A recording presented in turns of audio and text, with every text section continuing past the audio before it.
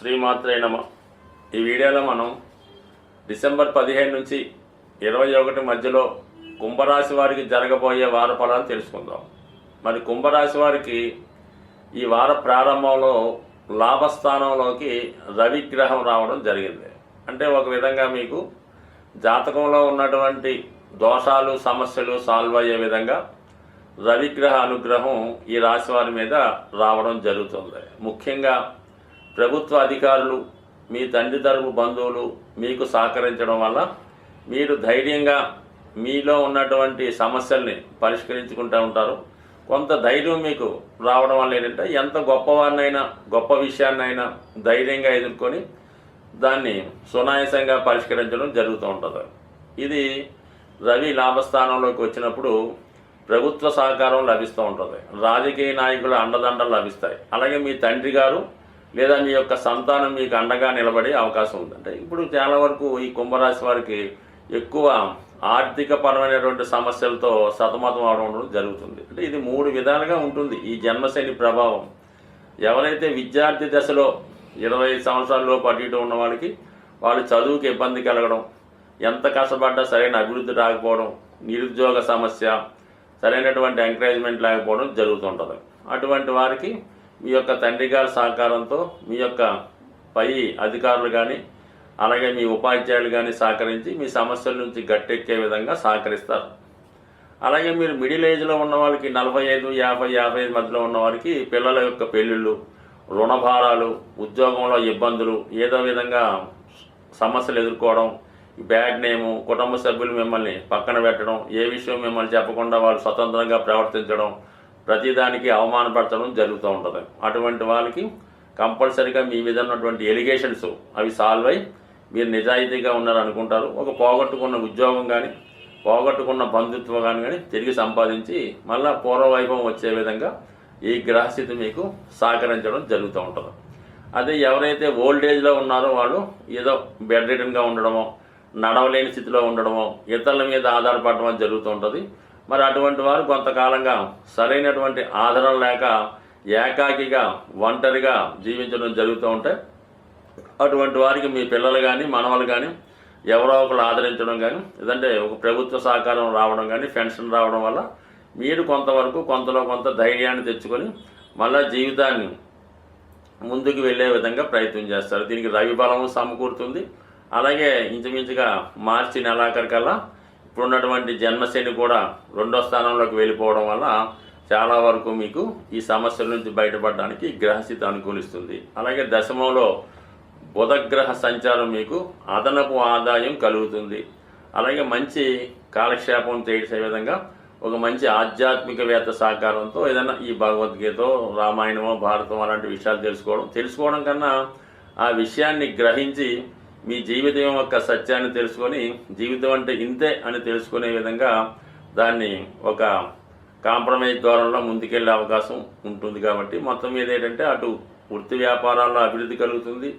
అలాగే కొత్త విషయాలు తెలుసుకుంటారు. అలాగే మీరు కూడా 10 మందిని మంచి మార్గంలో పెట్టే విధంగా మీ అనుభవాన్ని వాళ్ళకి చెప్పడం జరుగుతూ ఉంటుంది. శుక్రుడు కూడా 1000 స్థానంలో ఉండడం వల్ల మీ అవసరాలకు తగు విధంగా సహకారం లభిస్తుంది.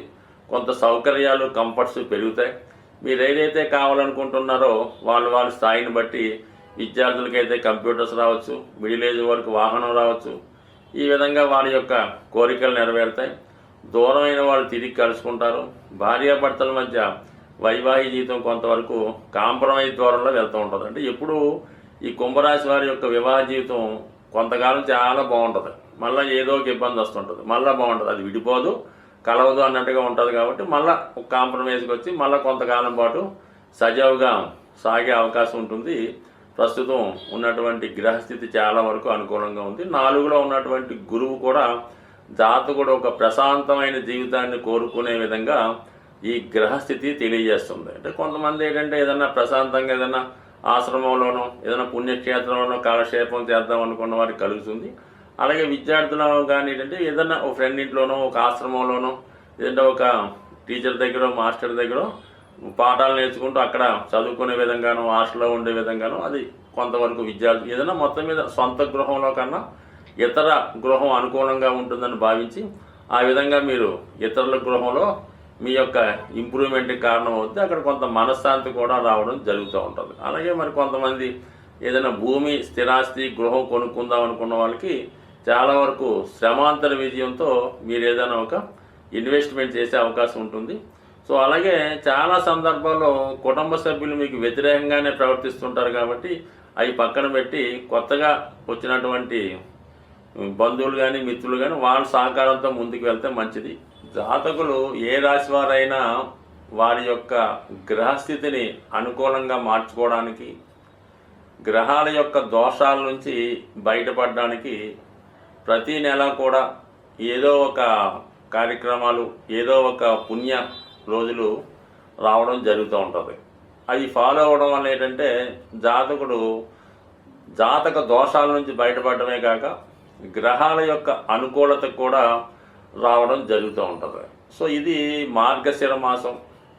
మనకి ఈ మార్గశిర మాసంలో వైష్ణవ దేవాలయాలు, విష్ణుమూర్తి దేవాలయాలు, వెంకటేశ్వర స్వామి దేవాలయాలు దర్శించడం వల్ల జాతకుడు ఎక్కువ ఫలితాన్ని పొందడం జరుగుతూ ఉంటుంది. ముఖ్యంగా విద్యార్థులు, వ్యాపారస్తులకి ఈ మాసంలో మీరు ఏదైనా ఒక వైష్ణవ దేవాలయంలో, వెంకటేశ్వర స్వామి టెంపుల్లో విధి విధానంగా అర్చన చేయించుకోవడం కానీ, ఎక్కువగా స్వామికి ఇష్టమైనటువంటి తులసి దళాలు మాల ఇవ్వడం కానీ, తులసి దళాలతో పూజించడం కానీ చేయడం వల్ల జాతకుడికి అంటే మనకి విష్ణు భగవానుడు తలుచుకుంటే అన్ని రకాల సౌకర్యాలు ఇవ్వగలడు.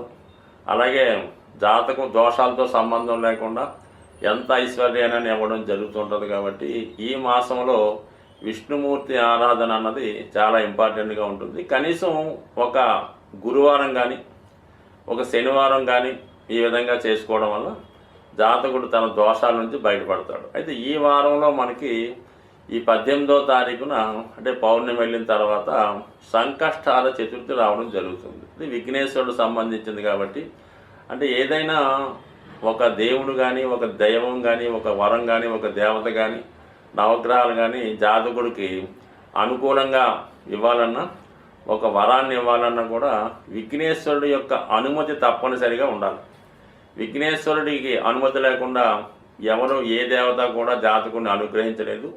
అలాగే జాతకుడు కూడా ఫలితాన్ని పొందలేకపోతుంటాడు. అందుకని భగవంతుడు ఇచ్చినవి మనకు పొందాలంటే కంపల్సరీగా విఘ్నేశ్వర ఆరాధన తప్పనిసరి. మరి ఈ నెలలో వస్తున్నటువంటి సంకష్టాల చతుర్థి రోజు మరి విధి విధానంగా వినాయకుడిని గరికతో అర్చించడం కానీ, ఉండ్రాలతో హోమం చేయడం కానీ, అంటే సాధారణంగా ఉదయం పూట చాలా దేవాలయాల్లో హోమం చేస్తూ ఉంటారు. ఈవినింగ్ మరి సాయంకాలంలో అభిషేకం చేయడం జరుగుతూ ఉంటుంది. ఈ అభిషేకం చూడటం వల్ల కూడా దోష పరిహారం అవుతుంది. కాబట్టి చేయలేని వారు అభిషేకాన్ని వీక్షించడం, అది కుదరని వారి ఇంట్లో గణపతి ఫోటో ముందు గరికతో కనీసం అష్టోత్తరంతో పూజ చేసుకున్న శీఘ్రంగా చిన్నగా పూజ చేసిన కేవలం సంకల్పం మాత్రాన అనుగ్రహించే దేవత విఘ్నేశ్వరుడు. కాబట్టి ఈ విఘ్నేశ్వరుడు ఆరాధనతో మనం ఇంచుమించుగా 2024 విడిచిపెట్టి 25లోకి వెళ్తున్నాం. కాబట్టి మరి కొత్తగా మనం రాబోయే సంవత్సరానికి ముందుగానే మనం ఇటువంటి దైవ కార్యక్రమాలు చేయడం వల్ల రాబోయే 25 చాలామందికి శుభం కలిగే అవకాశం ఉంది. స్వస్తి.